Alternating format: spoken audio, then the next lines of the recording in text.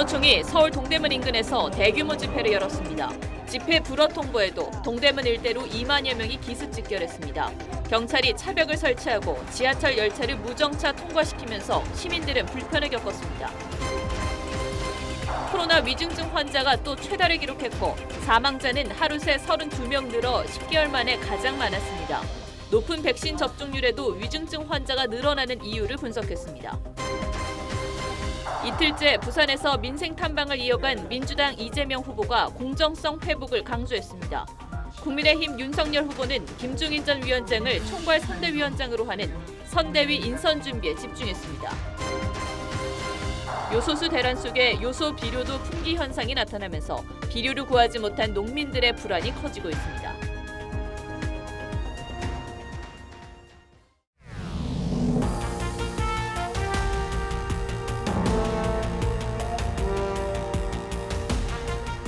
시청자 여러분 안녕하십니까. 뉴스7의 김명우입니다. 민주노총이 서울 도심에서 대규모 집회를 열었습니다. 전태일 열사의 정신을 기리겠다며 비정규직 철폐 등을 주장했는데 오늘은 평화시장이 있는 동대문 부근에서 기습적으로 모였습니다.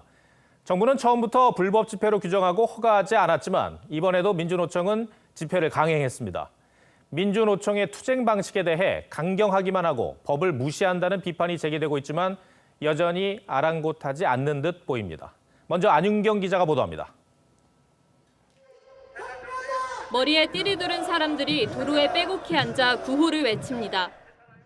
우리가 전쟁이다! 불평등! 끝장내자!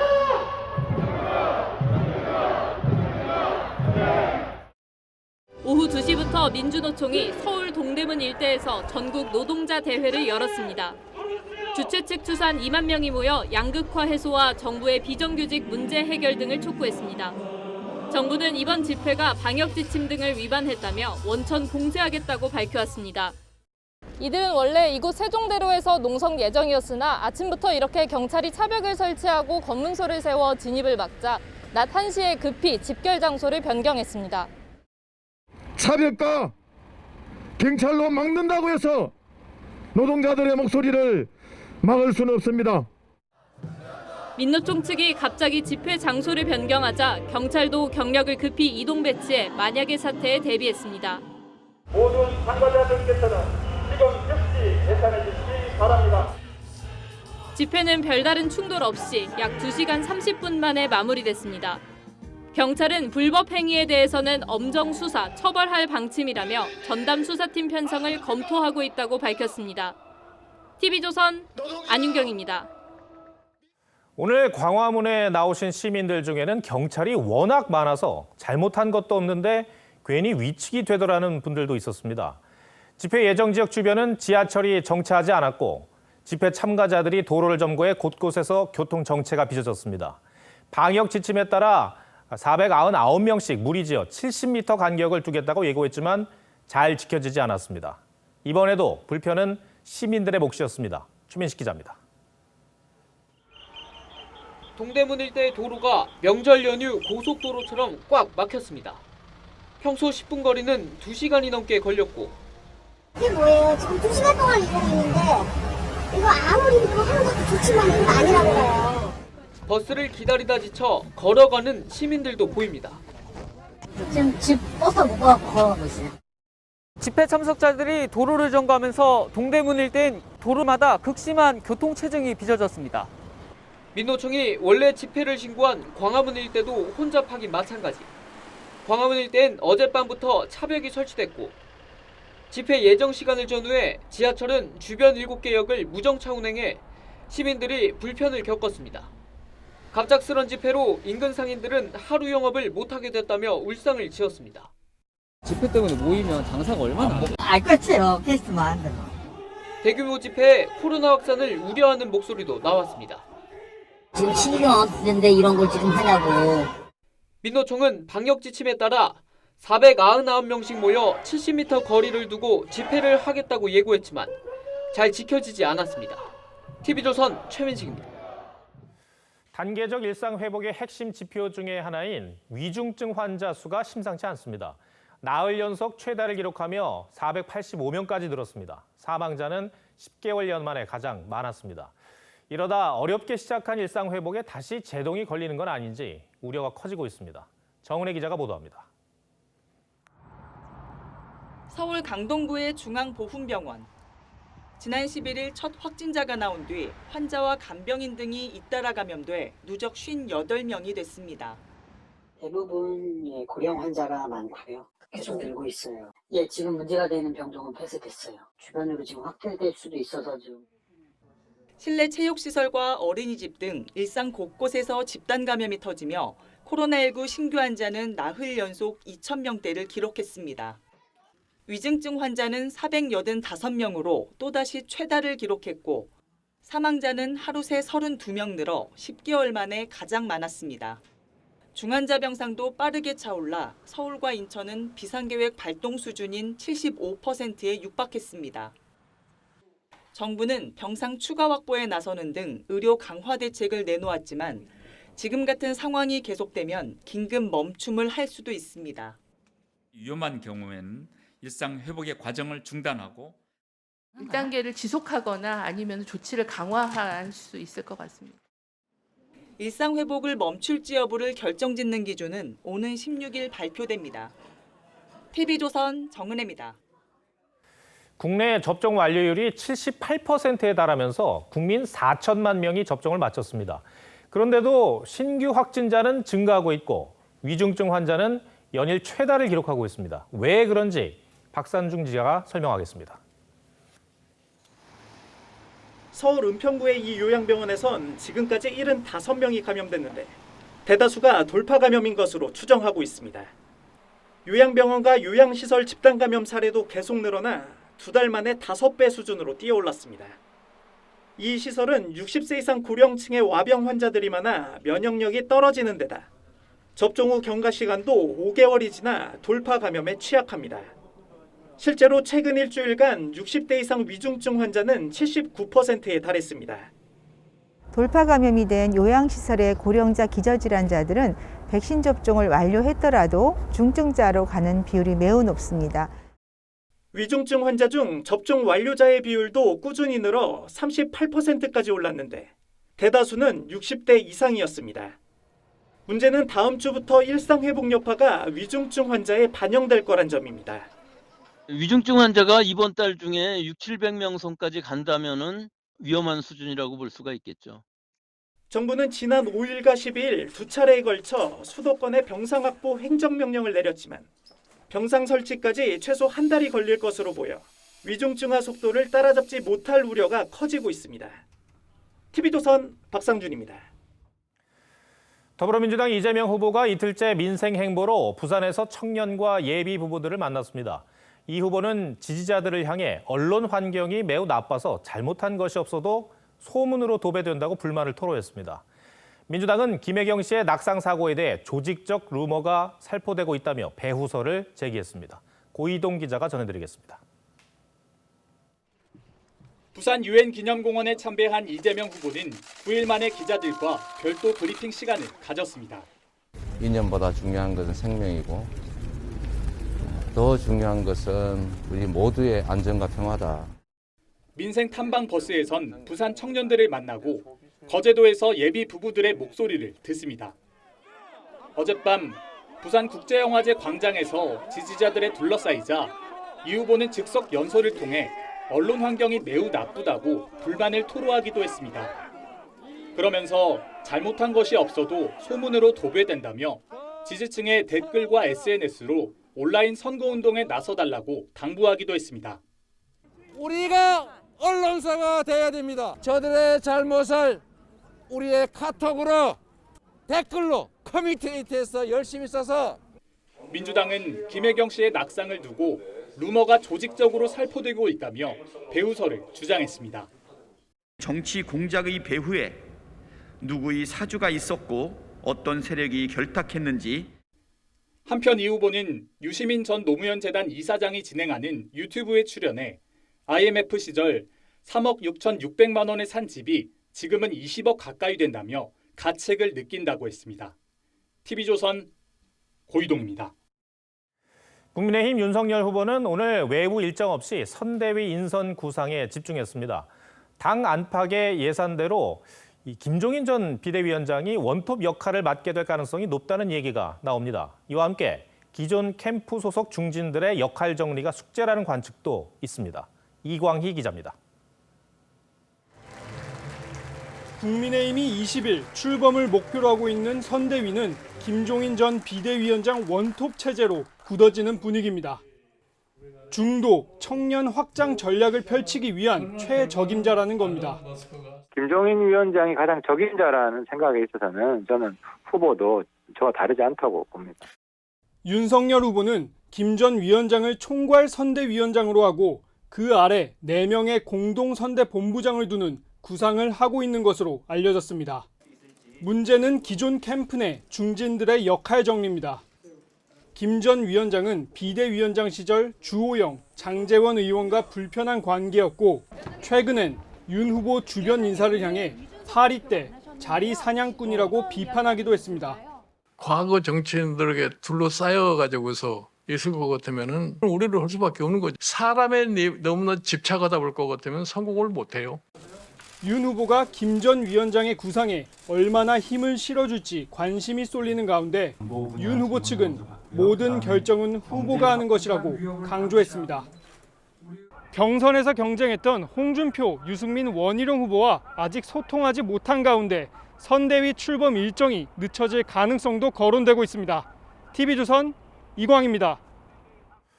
이번 대선에서 2030 세대 표심에 따라 승부가 갈릴 수 있다는 관측이 나옵니다. 여야 후보들이 청년 민심 공략에 적극적으로 나서는 이유겠죠. MZ세대로 불리는 청년층은 이념을 떠나 자신에게 도움이 될 정책을 중시하는 특징이 있다고 분석하는 사람도 있습니다. 이재명 후보는 가상자산 과세 유예 등 청년 공약을 잇따라 내놓고 있고 윤석열 후보는 현재 40세인 대선 출마 연령을 낮추는 개헌을 약속했습니다. 최지연 기자가 보도합니다. 이재명 후보는 가상자산 과세를 내년에서 2023년으로 1년 미루겠다고 했습니다. 당정청 합의까지 뒤집으며 비트코인 등에 투자하는 2030 세대 표심을 의식한 거란 분석이 나옵니다. 좀 준비도 안 된 상태에서 조속하게 보호보다는 과세를 좀 우선하려는 그런 경향들을 한 1년쯤 연기하는 것이 저는 맞다고 생각하고 당에 그런 요청을 지금 드리고 있습니다. 이 후보는 휴대폰 데이터 용량을 소진한 뒤에도 최소한의 공공 서비스는 이용할 수 있어야 한다며 무료 안심 데이터를 공약하기도 했습니다. 윤석열 후보는 대선 후보 가운데 유일하게 청년의 날 행사에 참석해 기성세대로서 미안하다며 몸을 낮췄습니다. 솔직히 청년들에게 참 미안하다 하는 말이 제 머릿속을 떠나지 않습니다. 기성세대의 한 사람으로서 참 여러분께 미안합니다. 윤 후보는 국민의힘이 당론 발의한 총선과 지방선거 피선거권 18세 하향 법안에 환영의 뜻을 표했고 현행 40세인 대선 출마 가능 연령도 낮추는 방안을 검토하겠다고 약속했습니다. 미국은 대통령 피선거권이 35세, 프랑스는 18세라면서 새 시대를 열고 정치를 바꾸라, 자신은 다리가 되겠다고도 했습니다. 심상정 후보는 입시지옥, 취업지옥, 주거지옥 앞에서 빼앗긴 청년들의 미래를 되찾아오겠다고 강조했고 안철수 후보는 청년을 위해 가장 먼저 할 일은 성장 비전과 미래 일자리 정책이라고 했습니다. TV조선 최지원입니다. 네, 이번 주 초겨울 같았죠. 첫눈을 동반한 때이른 추위에 평창 발왕산은 서리꽃이 피며 한겨울 정취로 가득했습니다. 그리고 조금 내려간 남쪽에서는 막바지 단풍이 절정을 이뤘습니다. 가을과 겨울이 공존하는 이 이색 풍경을 이승훈 기자가 담아왔습니다. 해발 1458m, 평창 발왕산입니다. 산자락이 온통 하얗게 물들었습니다. 나뭇잎은 하얀 서리꽃이 피었고 나뭇가지에는 강풍이 빚어낸 상고대가 햇살 속에서 수정처럼 반짝입니다. 첫눈과 강추위가 겹쳐 백두대간은 순식간에 겨울왕국이 됐습니다. 가을에 이렇게 볼 수 있다고 생각도 못했어요. 네, 너무 좋아요. 나무에 눈꽃도 예쁘고 바람은 차지만 경치도 예쁘고. 대구 비슬산 계곡은 빨갛고 노란 단풍이 절정을 이뤘습니다. 맑고 파란 하늘을 배경 삼아 울긋불긋 단풍잎이 흩날립니다. 단풍잎과 낙엽이 수북히 쌓인 등산로 바닥에도 늦가을의 정취가 담겼습니다. 등산객들은 막바지 단풍을 만끽합니다.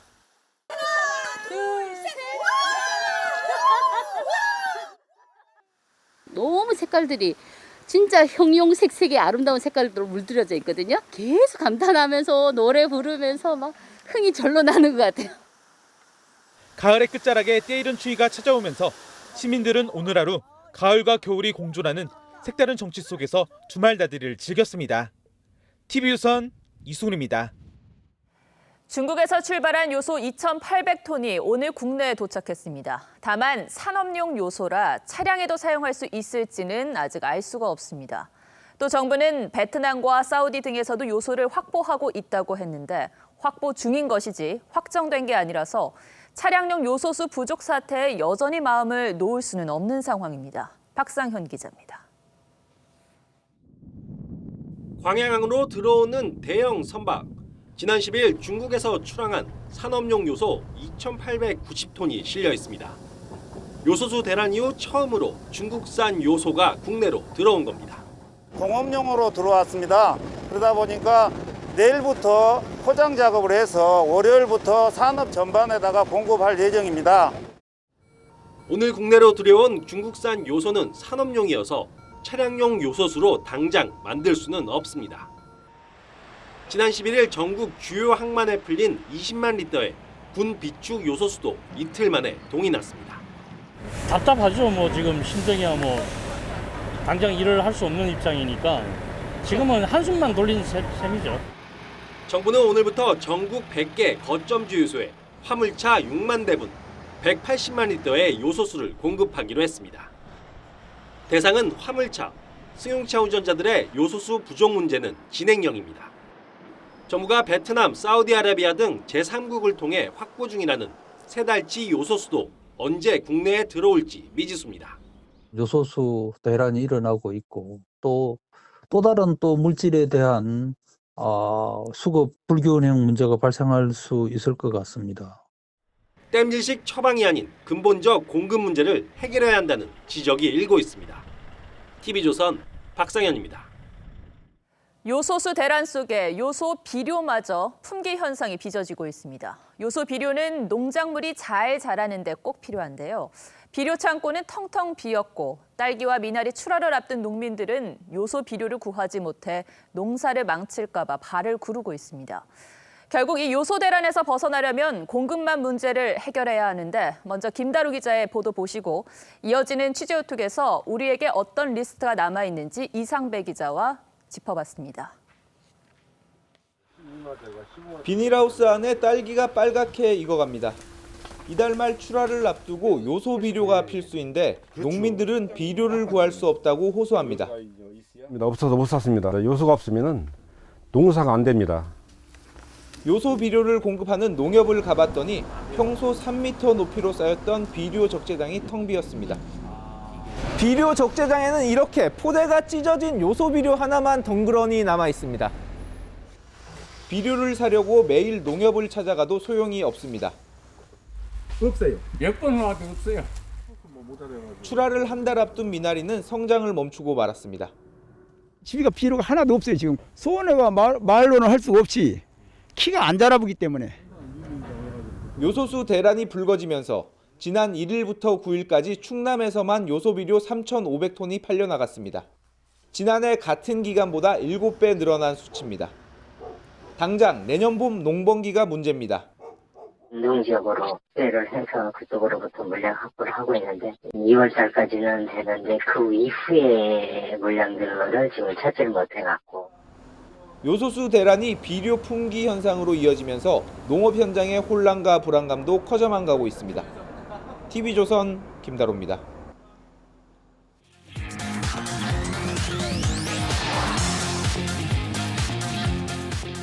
전국을 뒤흔든 요소수 대란, 급한 불은 껐지만 공급 대란에 서막에 불과하다는 아슬아슬한 시선이 많습니다. 국민들께서는 지나친 불안감을 갖지 마시기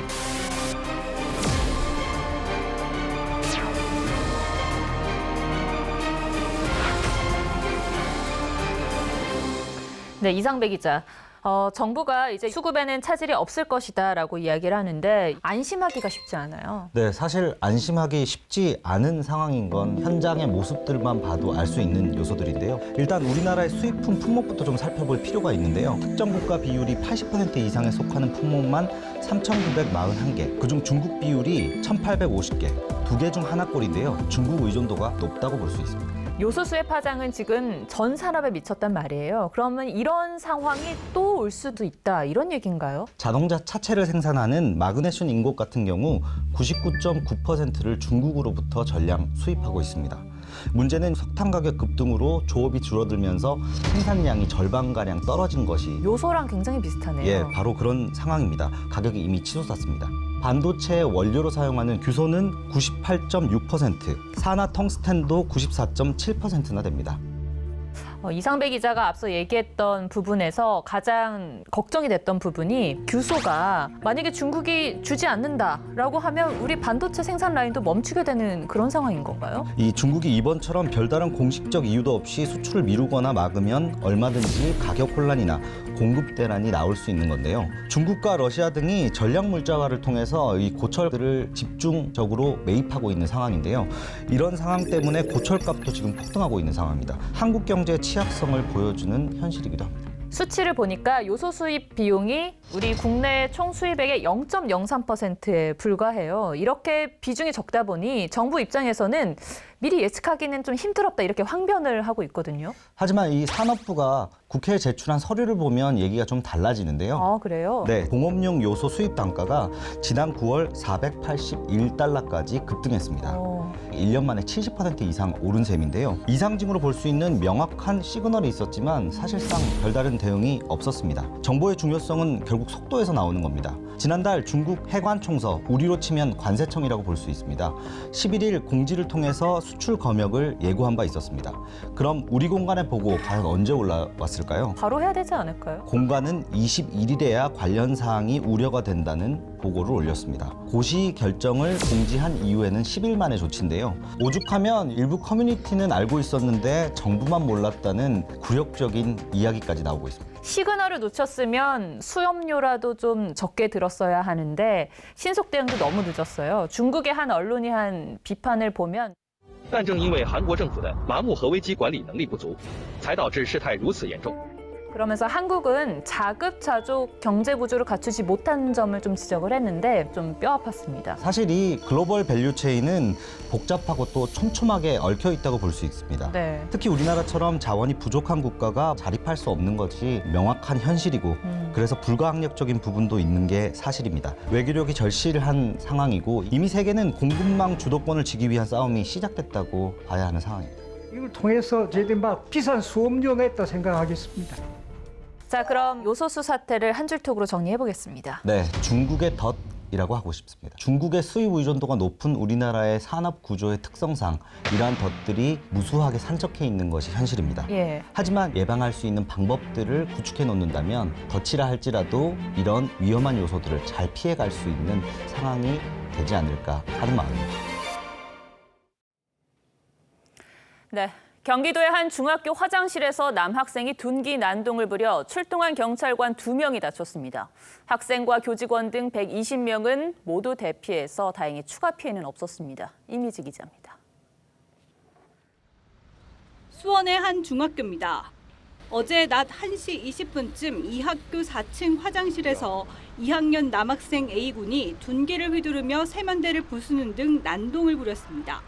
그때 아마 오후로 알고 있는 것 같은데 아무튼 소방차 제가 들어가는 걸 봤어요.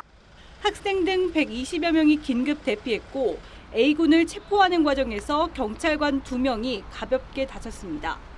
경찰은 건강 문제로 응급 입원한 A군이 퇴원하면 정확한 경위를 조사할 방침입니다.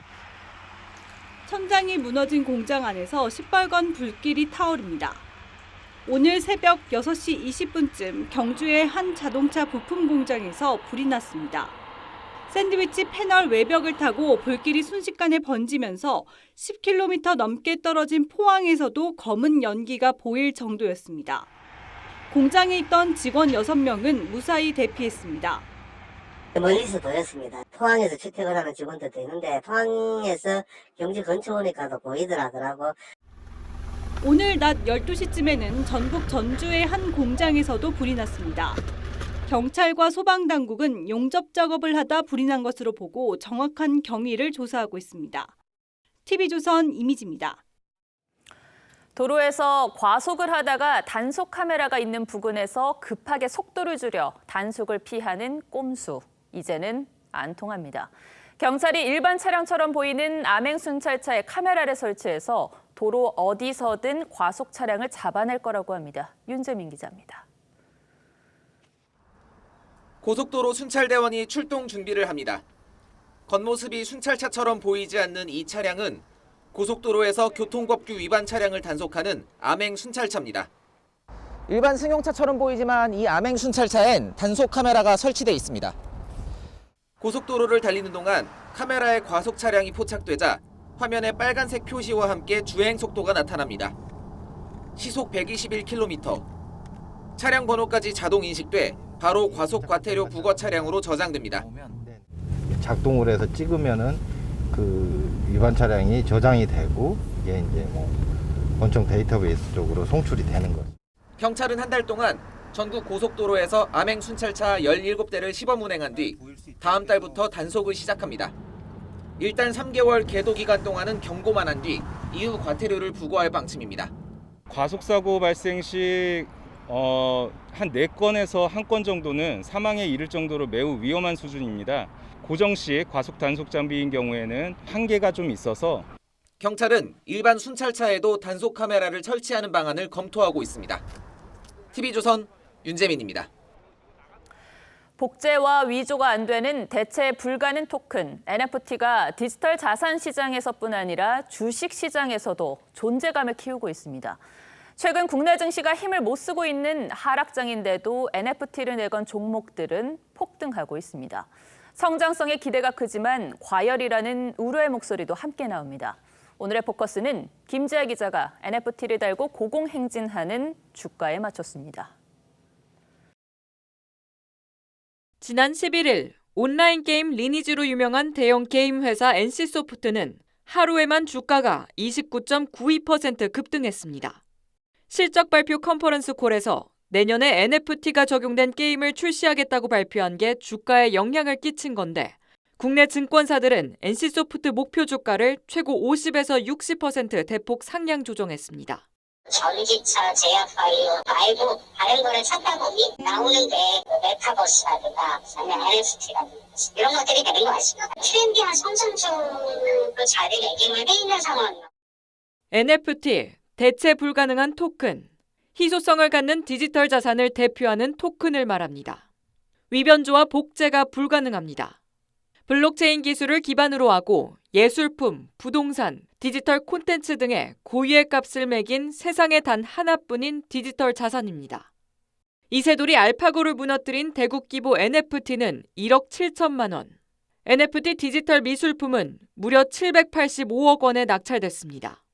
메타버스 시대 가상 공간에서도 사용할 수 있을 거란 기대감도 있습니다.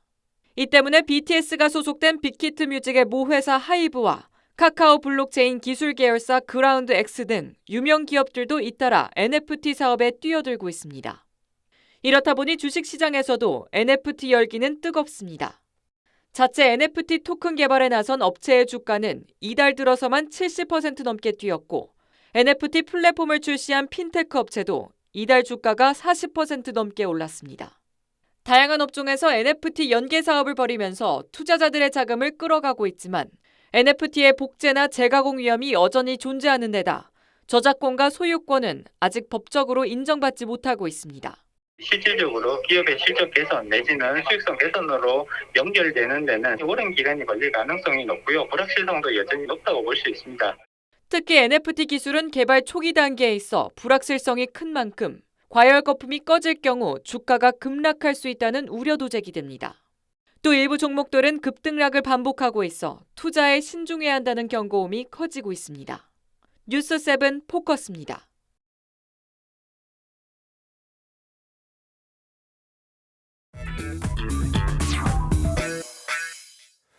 뉴스야 시작합니다. 정치부 이채림 기자 나와 있습니다.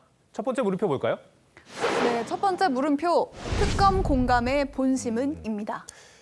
이재명 후보가 관훈 토론에서 한 말이죠. 이른바 대장동 의혹 사건에 대한 특검을 조건부로 수용하겠다 이런 취지의 언급을 했는데 그런데 이 후보의 본심이 따로 있는 것 같다 이런 얘기입니까? 네, 그렇습니다. 이재명 후보는 그동안 이 야당이 이 특검을 빙자해서 수사를 회피하고 지연하려고 하는 거다 이렇게 말하면서 특검론은 정치 공세라고 잘 나왔습니다. 그런데 돌연 특검 수용 가능성을 시사한 겁니다.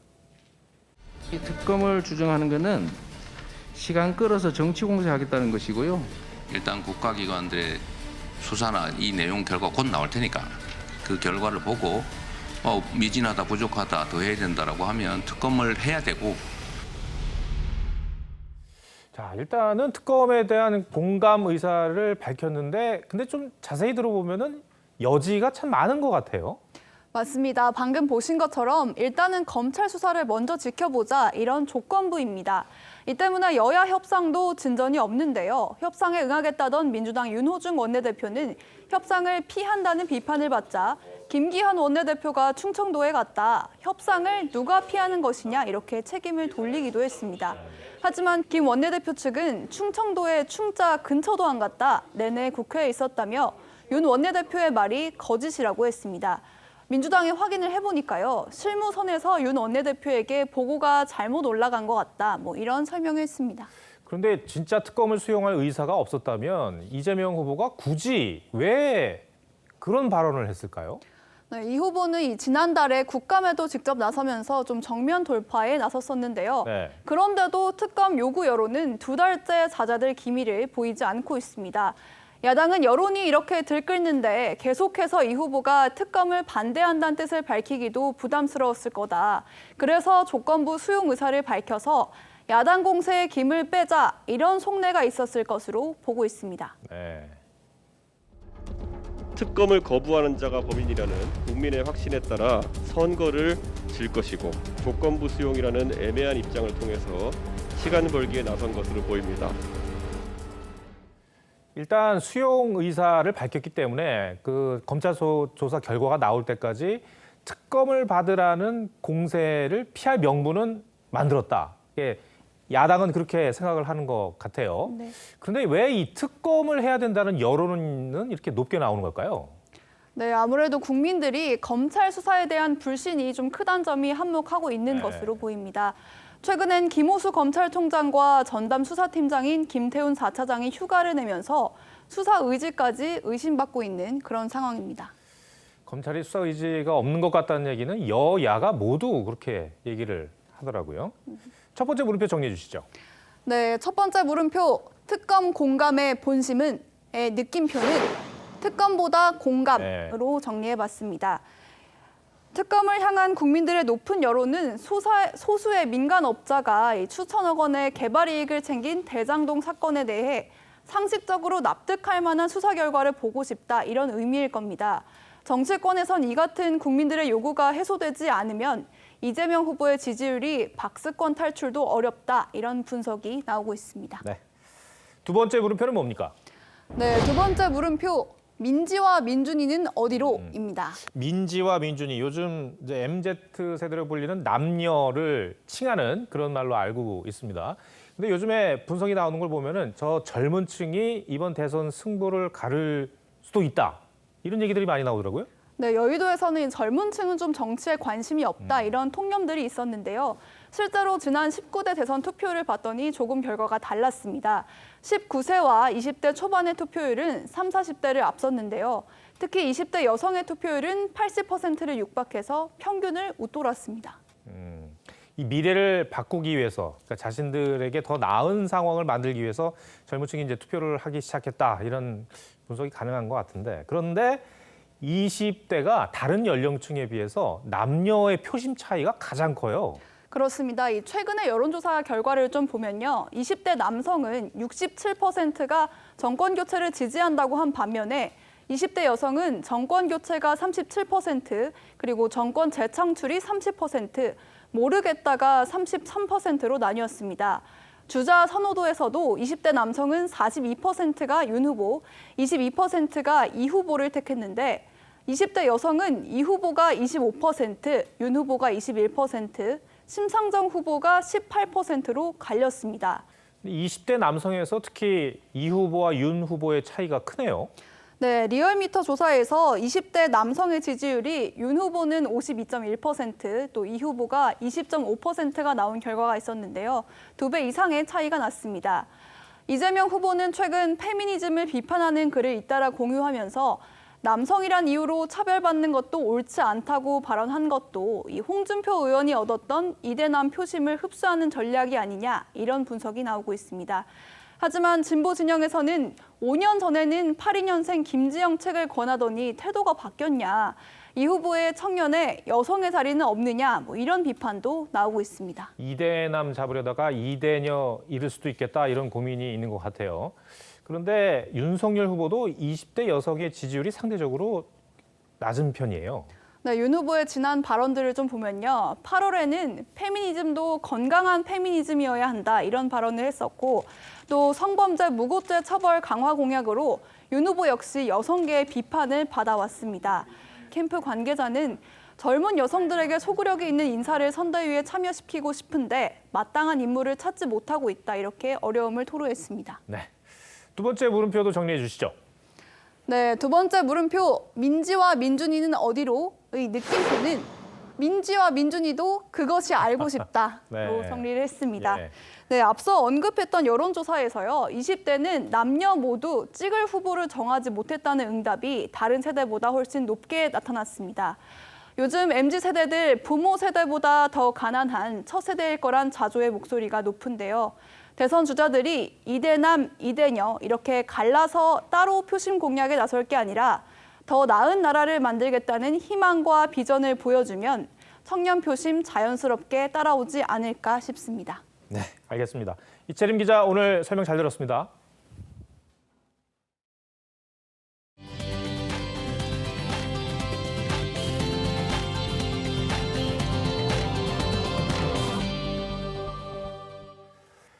축구대표팀이 오늘 밤 이라크 원정을 치르기 위해 카타르로 떠납니다. 주장 손흥민은 귀국 나흘 만에 다시 비행기에 오르게 됐는데요. 혹사의 아이콘이라는 세간의 평가에 대해서 현답을 했습니다. 이다솜 기자가 알려드립니다. 활력이 넘치는 파주 트레이닝 센터. 훈련이 끝나갈 무렵 모습을 드러낸 주장 손흥민은 밝은 표정으로 후배들을 격려합니다. 그제 아랍에미리트 전후 발등 쪽에 불편함을 느껴 가벼운 실내 훈련만 소화했는데 다행히 몸 상태는 아주 좋습니다. 3만 관중의 응원 속 쾌조의 기량을 발휘했던 손흥민이지만 야속하게도 골대를 2번이나 강타했습니다. 그렇게 많은 찬스를 있었던 것도 처음이고 그 찬스를 다 놓친 것도 처음이었던 것 같아요. 골대가 원망스럽다기보다는 좀 팀원들한테 많이 미안했던 것 같아요. 지난 3년간 비행기에서만 300시간을 보냈기에 혹사의 아이콘이라는 웃지 못할 별명이 붙기도 했지만 손흥민의 반응은 의외였습니다. 다 하는데요, 뭘. 네, 다 하는 건데 뭐 그게 뭐 혹사인가요? 전 너무 좋은데 뭐 일단은 대표팀에 와서 경기를 할 수 있다는 건 진짜 특혜라고 생각하거든요, 저는. 한국은 조 2위를 달리며 10회 연속 월드컵 본선 진출에 청신호를 켰지만 손흥민은 이제 막 반환점을 돌았다며 방심하지 않겠다는 각오입니다. 중동 원정이라는 곳이 참으로 힘든 곳인 것을 저희도 잘 알고 있기 때문에 가서 결승전처럼 준비를. 벤투호는 오는 17일 카타르 도하에서 이라크와 원정 6차전을 치릅니다. TV조선 이다솜입니다.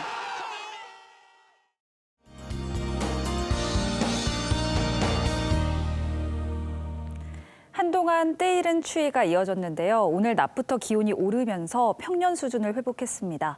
내일은 기온이 더 오르겠습니다. 서울 아침 기온 7도, 낮 기온은 16도로 평년 수준을 웃돌겠습니다.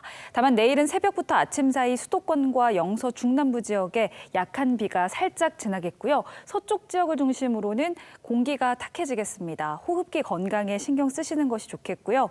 비가 그치고 나면 대체로 맑은 하늘이 드러나겠습니다.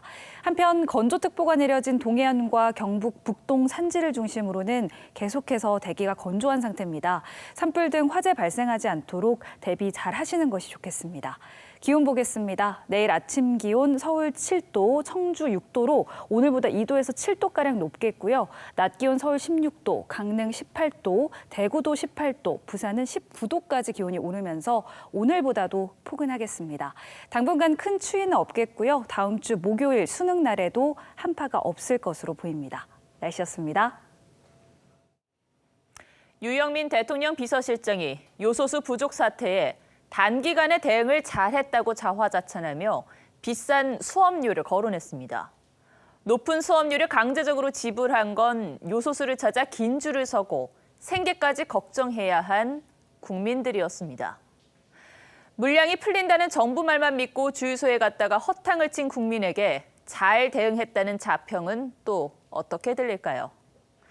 주유소에서만 팔겠다는 긴급수급 조정 조치를 당일부터 시행하면서 정부는 주유소 측과 사전 협의도 안 했고 뉴스를 통해 알게 된 뒤 문의하니 곧 지침을 주겠다고 했답니다. 요소수 대란에서 마스크 대란의 기시감을 느낀다죠. 긴 줄을 세우는 비싼 수업료를 국민들은 얼마나 더 반복해서 내야 할지요. 시청해주셔서 고맙습니다.